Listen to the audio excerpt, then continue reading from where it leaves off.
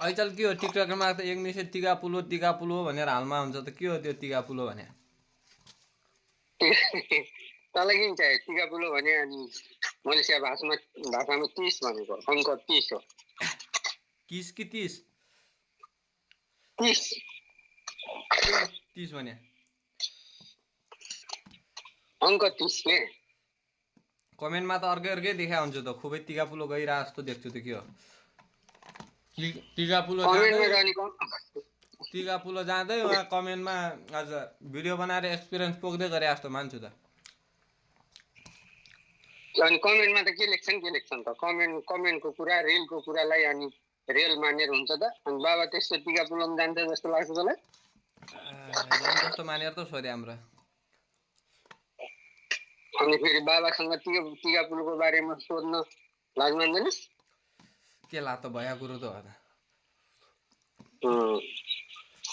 कसले सिकायो तँलाई टिका पुलो भने त्यस्तो मलेसियामा जति टिका पुलो छन् तपाईँ नगा ठाउँै भन्नु जस्तो पर्ने नि बौला बौला रहेछ कि बौला